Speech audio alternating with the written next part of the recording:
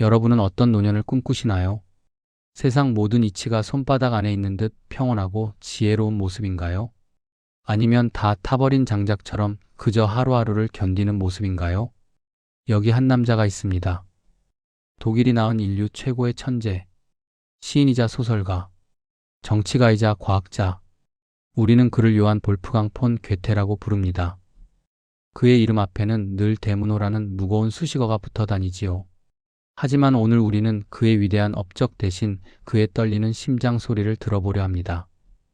그 역시 우리처럼 사랑 때문에 죽고 싶어 했고 성공의 무게에 짓눌려 도망치고 싶어 했으며 이른이 넘은 나이에도 가슴 뛰는 사랑에 밤잠을 설쳤던 한 명의 인간이었기 때문입니다. 죽는 그 순간까지 성장을 멈추지 않았던 사람, 괴테의 삶 속으로 함께 들어가 보시지요. 독일의 프랑크푸르트? 어느 부유한 집안에서 한 아이가 태어났습니다. 어릴 때부터 라틴어와 그리스어를 읽고 8살에 시를 썼던 신동이었지요. 모두가 그를 부러워했습니다. 부족함 없는 집안에 타고난 재능까지 가졌으니 그의 인생은 탄탄대로일 것만 같았습니다. 하지만 젊은 날의 괴테는 우리의 생각보다 훨씬 더 위태로웠습니다. 25살의 괴테. 그는 법률 실습을 위해 떠난 곳에서 샤를로테라는 여인을 만납니다. 첫눈에 반해버렸지요. 그녀의 눈빛, 그녀의 목소리 모든 것이 그를 사로잡았습니다. 하지만 비극적이게도 그녀에게는 이미 약혼자가 있었습니다. 이루어질 수 없는 사랑이었습니다. 매일 밤 그녀의 집을 쳐다보며 가슴을 쳐야 했지요. 친구의 약혼녀를 사랑하는 자신의 모습이 너무나 비참했습니다. 결국 그는 도망치듯 고향으로 돌아옵니다. 방문을 걸어 잠그고 침대 밑에 단도를 숨겨두었습니다. 매일 밤 그 차가운 칼날을 만지작거리며 자신의 심장을 찌르는 상상을 했지요. 얼마나 고통스러웠으면 그랬을까요? 죽음만이 이 고통을 끝낼 수 있다고 믿었습니다. 하지만 괴테는 칼 대신 펜을 들었습니다. 자신의 끓어오르는 슬픔과 이루지 못한 사랑의 고통을 종이 위에 쏟아내기 시작했습니다. 미친 듯이 써 내려갔습니다. 단 4주 만에 소설 하나가 완성되었지요. 그것이 바로 전 유럽을 눈물바다로 만든 책 젊은 베르테르의 슬픔입니다. 이 책은 나오자마자 엄청난 신드롬을 일으켰습니다. 유럽의 청년들은 주인공 베르테르처럼 푸른 연미복에 노란 조끼를 입고 다녔고 심지어 책 속 주인공을 따라 목숨을 끊는 사람들까지 생겨났습니다. 무명 작가였던 괴테는 하루아침에 유럽 최고의 스타가 되었습니다. 그의 나이 고작 25이었습니다. 너무 이른 성공이었을까요? 아니면 천재에게 주어진 형벌이었을까요? 그 후의 삶은 그를 가만두지 않았습니다. 바이마르 공국의 젊은 군주가 그를 초청했습니다. 괴테는 그곳에서 재상이라는 높은 자리에 오릅니다. 지금으로 치면 장관이나 국무총리 같은 자리지요. 그는 유능했습니다. 도로를 깔고 광산을 개발하고 군대를 정비했습니다. 사람들은 그를 칭송했습니다.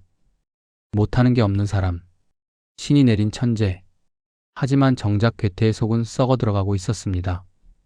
매일 쏟아지는 공문서들, 궁정 내의 복잡한 암투, 끝도 없는 회의와 의전. 작가의 감성은 메말라갔고 영혼은 질식할 것만 같았습니다. 그렇게 10년이 흘렀습니다. 어느 날 새벽, 37살의 괴테는 중대한 결심을 합니다. 모두가 잠든 시간, 그는 짐을 꾸렸습니다. 가명으로 여권을 만들고 누구에게도 알리지 않은 채 마차에 올라탑니다. 야반도주였습니다. 그 높은 지위도 명예도 편안한 생활도 다 내팽개치고 그가 향한 곳은 예술의 나라 이탈리아였습니다. 그때 그의 심정이 어땠을까요? 아마 오랜 감옥 생활 끝에 탈옥한 죄수처럼 심장이 터질 듯 뛰지 않았을까요? 이탈리아에서의 2년. 그 시간은 괴테에게 다시 숨을 쉬게 해준 산소 호흡기였습니다. 그는 로마의 거리를 걷고 고대 유적을 만지며 잃어버렸던 자신의 예술혼을 되찾았습니다. 그는 훗날 이렇게 고백합니다. 로마에 도착한 날이야말로 내 제2의 생일이다. 나는 그곳에서 진정한 나로 다시 태어났다. 여러분, 지금 삶이 답답하신가요? 모든 걸 내려놓고 어디론가 떠나고 싶으신가요? 괴테도 그랬습니다. 천하의 괴테도 현실의 무게가 버거워 도망치고 싶어 했습니다. 하지만 그의 도망은 단순한 회피가 아니었습니다. 진짜 나를 찾기 위한 용기 있는 결단이었지요. 이탈리아 여행을 마치고 돌아온 괴테는 더 이상 과거의 그가 아니었습니다. 훨씬 더 깊어졌고 단단해졌습니다. 그리고 그 즈음 그의 인생에 또 하나의 중요한 인연이 찾아옵니다. 바로 프리드리 실러와의 만남입니다. 처음엔 서로를 경계했습니다. 너무나 달랐거든요.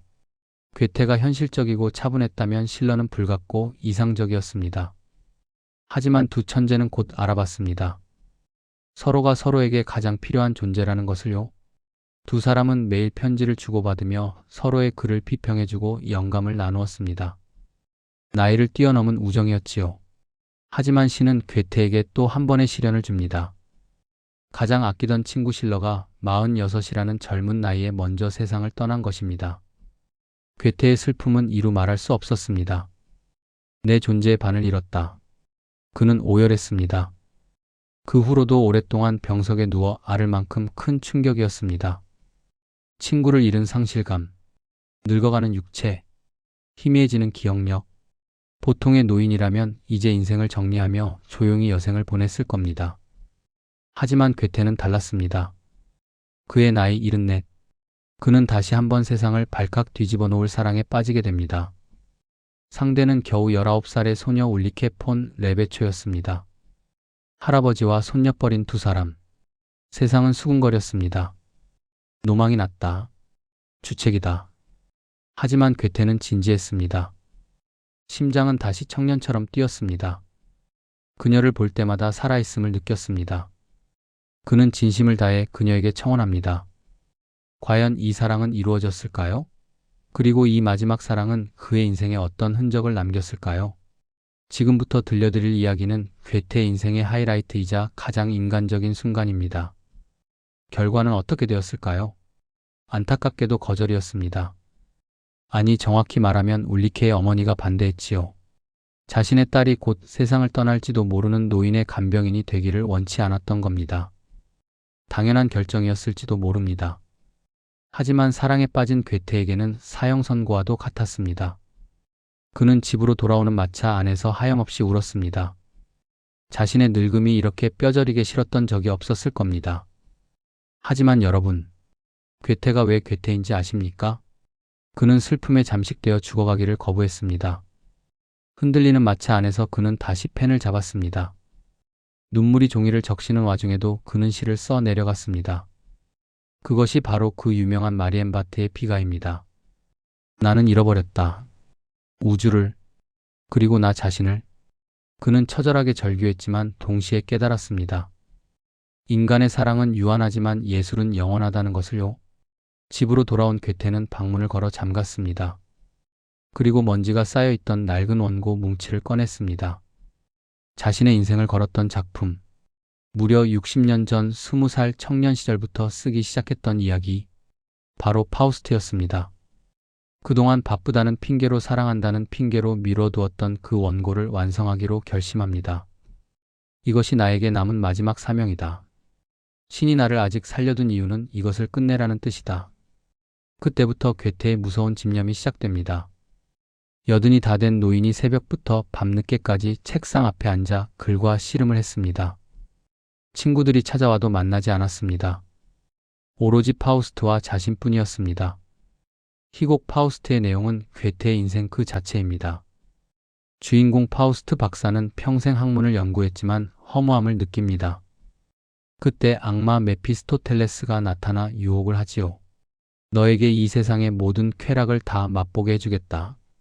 대신 네가 어느 순간에 만족하여 멈추어라. 너는 정말 아름답구나. 라고 외치면 너의 영혼을 가져가겠다. 파우스트는 악마와 계약을 맺고 젊음을 되찾아 사랑도 하고 권력도 얻고 예술도 즐깁니다. 하지만 그 어떤 쾌락도 그를 진정으로 만족시키진 못했습니다. 온갖 방황 끝에 파우스트가 찾은 진정한 행복은 무엇이었을까요? 그것은 돈도 명예도 젊은 여인과의 사랑도 아니었습니다. 바로 자유로운 땅에서 자유로운 사람들과 함께 땀 흘려 일하는 것이었습니다. 다른 사람을 위해 자신의 힘을 쓰는 것, 공동체를 위해 헌신하는 것, 그 숭고한 기쁨을 깨달은 순간 파우스트는 외칩니다. 멈추어라. 너는 정말 아름답구나. 그 순간 악마와의 계약대로 파우스트는 죽음을 맞이합니다. 하지만 악마는 그의 영혼을 가져가지 못했습니다. 그는 쾌락에 져서 멈춘 게 아니라 진정한 삶의 의미를 깨닫고 스스로 멈춘 것이기 때문입니다. 괴테는 이 마지막 장면을 쓰며 어떤 생각을 했을까요? 아마 자신이 평생 찾아 헤맨 답을 여기에 적어 넣었을 겁니다. 그렇게 장장 60년에 걸친 대장정이 끝이 났습니다. 원고를 완성한 후 괴테는 하인에게 말했습니다. 이제 짐을 덜었다. 이제부터의 삶은 신이 주시는 선물로 여기겠다. 그로부터 얼마 후 1832년 3월 22일 어느 따뜻한 봄날이었습니다. 괴테는 평소처럼 안락 의자에 앉아 있었습니다. 그의 호흡이 점차 가빠졌습니다. 83살. 거인이 떠날 시간이 된 것이지요. 그는 허공의 검지손가락으로 무언가를 계속 쓰고 있었습니다. 마치 죽는 순간까지도 글을 쓰려는 것처럼 말이지요. 그리고 그가 남긴 마지막 한마디, 더 빛을. 사람들은 이 말을 두고 많은 해석을 했습니다. 단순히 방이 어두우니 커튼을 걷어달라는 말이었을 수도 있습니다. 하지만 우리는 알고 있습니다. 평생 어둠 속에서 진리를 찾아 헤맨 그였기에 더 밝은 세상, 더 높은 차원의 깨달음을 향한 마지막 갈망이었음을 말입니다. 괴테는 그렇게 조용히 눈을 감았습니다. 사랑하는 여러분, 우리는 나이 드는 것을 두려워합니다. 몸은 예전 같지 않고 기억은 흐릿해지고 세상은 나를 뒷방 늙은이 취급하는 것만 같아 서글퍼지기도 합니다.